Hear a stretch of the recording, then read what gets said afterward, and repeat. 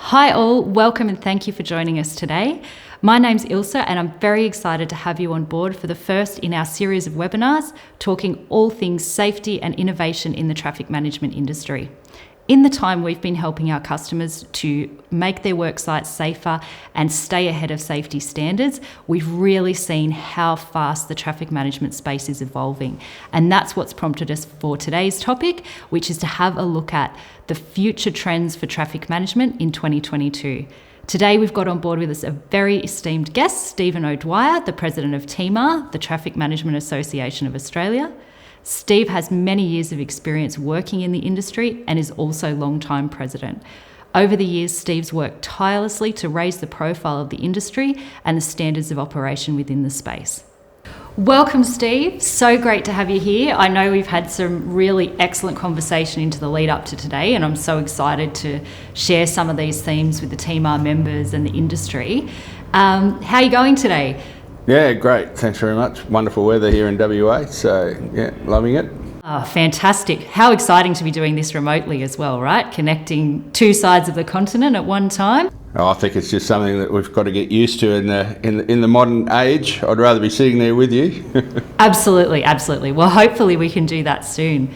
So I was hoping to kick off today. Obviously, you're here in your role as the TMAR president, and it's really wonderful of you to be able to take this time to spend with us.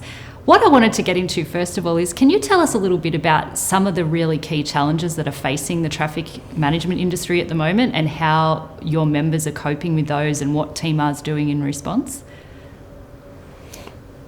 I think the biggest issue facing our industry at the moment is finding staff and attracting candidates to the industry that are pretty keen to be a part of what it is that we're doing, raising the profile of what it is that we provide by way of service, and having those candidates want to be part of it. It's challenging for us because I don't think anybody finishes high school thinking that traffic control is going to be their career. People find themselves here for whatever reason brings them to our industry, but we do find that a lot of people that do find themselves in traffic management tend to stay for quite a while. So hopefully we can find out a little bit more around what it is that excites them to hang around and promote that a little bit more. But finding people at the moment, I think, is probably our number one issue. That's interesting. I think that's the case across a lot of industries as well. So yeah, that's interesting to hear that you guys are part of that as well. And are you able to talk a little bit towards how the traffic management industry has changed? Maybe, I know you've been part of the industry for many years. What are some of the changes you've seen over time and that's feeding into some of these new challenges we're seeing today? The biggest changes are those that revolve around our regulation and our codes of practice and the I guess year on year levels of compliance that apply to our industry. When I first joined the industry 20 years ago, the training was nowhere near as sophisticated as it is now. Devices and pieces of equipment that we use weren't around, and there wasn't a consistent code of practice or standard across the country that everybody was adhering to. And I think that over the last 10 years in particular, that level of scrutiny and compliance has improved no end across the country.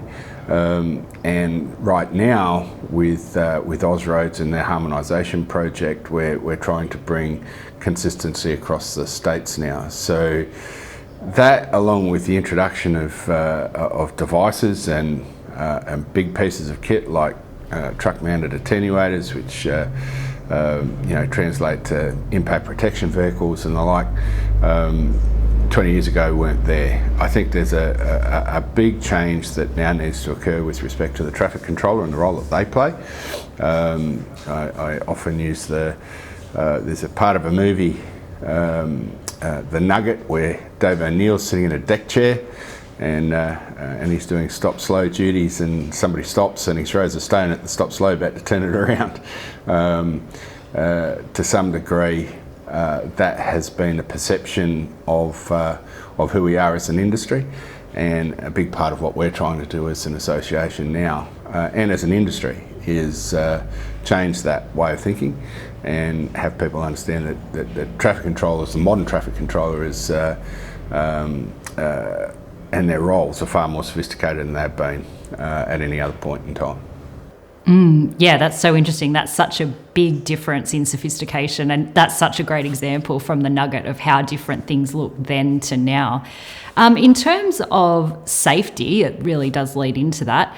In terms of safety, how have those standards changed over the years? Because it's not just your industry that sets the safety standards, right? It comes from other places, as you've said. So what are some of the changes that are going on with safety, and how the market's perceiving safety these days for your industry as well?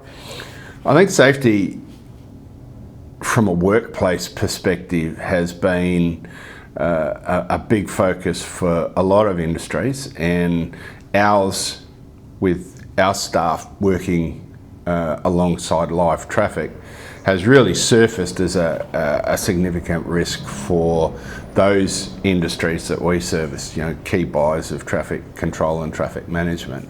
And, tragically over, the last 10, 15 years, there's been some very serious incidents and traffic controllers that have lost their lives, which have shone a bit of a spotlight on how it is that we go about our day-to-day, what it is that we deliver by way of service, and how, more importantly, how it is that we deliver that service. And I think this combination of a change in regulation and legislation, along with us as an industry looking very closely at how it is that we perform our day-to-day, and our key buyers wanting to reduce the amount of risk that goes with that as well, have resulted in new and novel ways of us performing our day-to-day. And probably the biggest change, the one thing that we're all really striving for, is to get traffic controllers off the road and out of harm's way, or out of the way of live traffic,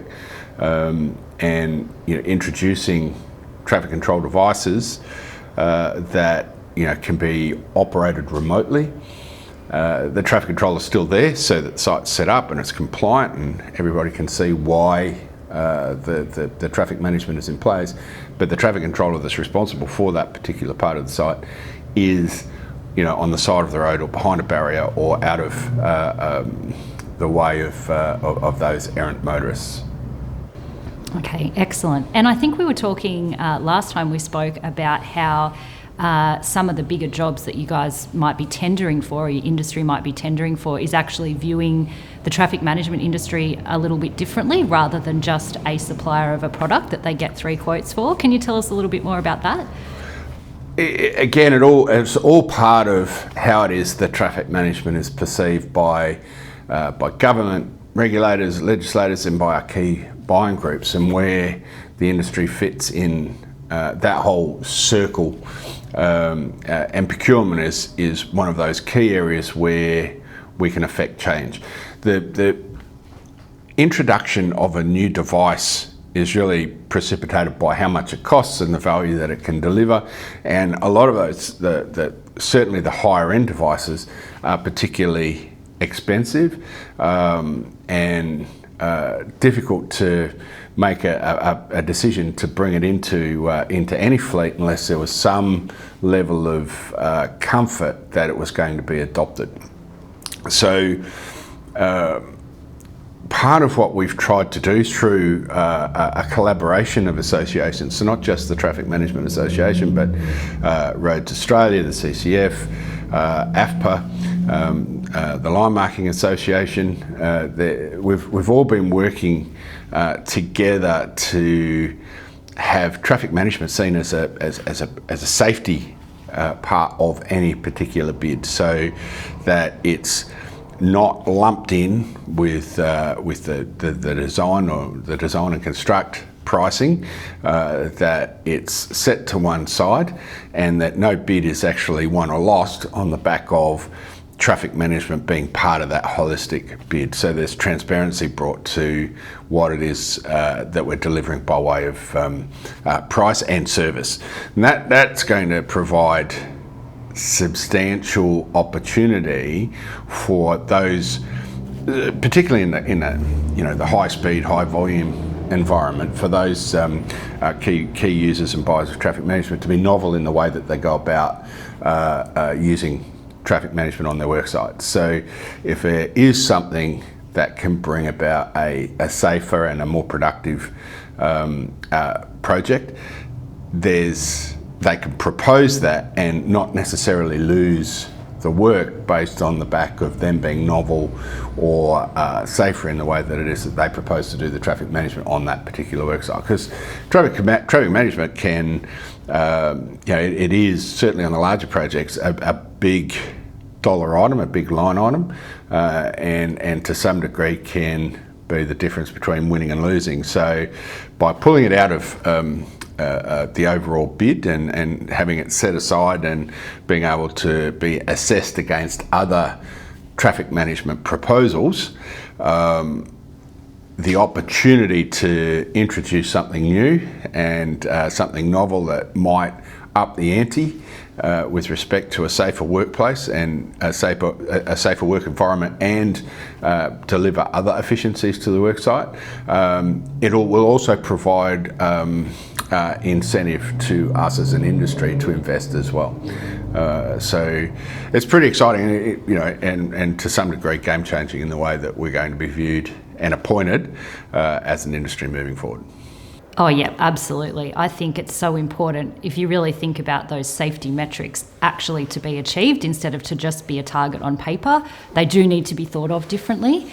And it's not the same as picking 3 bin suppliers or 3 scaffold suppliers on site, asking for something quite different. So I think that's excellent. And obviously TMAR have been influential in trying to change that landscape. So I think that's really amazing. So it's going to go on just to say that it's also important for us to understand that, especially in the UK and in Europe and to some degree the US, they're a little bit ahead with respect to their thinking around how devices can be used inside of a traffic managed work zone, and as a consequence have products and devices that are almost job ready here in Australia. It's just that they are expensive, and by taking the focus off price and putting the focus onto safety and service delivery, it provides us that opportunity to look to how those work zones are being managed and provide those companies here in Australia that have the desire and the willingness to invest in delivering similar types of products, the confidence to invest here to start to create and innovate around new and novel ways of us delivering our service. So it's a big thing that we really need to keep in the back of our minds. Yeah, so I think it's hard to underestimate the importance of safety, Steve, and I think you'd agree with me that having innovations in that space is just so important. As the president of TMAR, what would be your advice to your members on how they can best prepare themselves and their businesses for what's coming in the future for the traffic management space? What would you want to say to them? I think whether you're a member of TMAR or not, all traffic management companies would know that every road authority around the country, whether it be through adoption of different practices through the AGTTM or the introduction through their own codes, are looking at the update and introduction of traffic control devices. So if a business is predominantly focused on delivering a service that's based around a man and a ute and putting out some signs on the road, they really need to start thinking about how it is that they're going to start bringing traffic control devices into their business. And there are some states like New South Wales and Queensland, WA, that already mandate the use of traffic control devices, whether it's a boom gate or a traffic light or some other device that actually removes traffic controllers from the road. So at some point, and I think it's in the very near future, because stop slow in its current form is it's likely to be either legislated out or industry for the most part won't adopt it by the end of probably next year. Wow, that's soon. Yeah, it is. It's like it's imminent. And I think the only thing that's really getting in the way of it being adopted even more quickly is the availability of devices. So over the next couple of years, I feel that we're going to have a significant change in the way that we deliver our service as an industry. And not only that, there's going to be a fair change in what a traffic controller looks like. And I've started using a term. A modern traffic controller is somebody that is conversant in the use of different types of devices, and whether, at the moment, we all visualise boom gates or traffic lights, portable traffic lights, truck-mounted attenuators, VMS utes, or a combination of all of them. And the modern traffic controllers can be highly trained in all of these devices, and what I feel is likely to happen is these devices will become more and more integrated, and they will talk to each other, and traffic controllers will be more about using those integrated pieces of equipment and monitoring and coordinating the worksite, whether that be via software or another means. It all leans towards that traffic controller sort of being off the road and probably more in front of a laptop or some other kind of setup that gives them an overview of the worksite and an ability to manage the traffic through it without actually having to step on the road. So big changes. I'd be saying to anybody in our industry right now, and I am saying to everybody in our industry right now, if you're not looking at introducing innovation, technology, traffic control devices into your business, you'd really run the risk of becoming irrelevant over the next 2 to 3 years. This isn't a long-term thing. This is really happening now. So the thing is, though, I do believe that most businesses are doing all they can to adopt, which is fantastic, because the sooner there is this adoption, the sooner we get traffic controllers off the road. Wow, there's so many facets to what's going on, and I think one thing you've really spoken to there is really the complexity of what traffic management is about. It's not just traffic control. You've got huge complex job sites, tunnelling job sites, mining sites with thousands of workers on site on foot.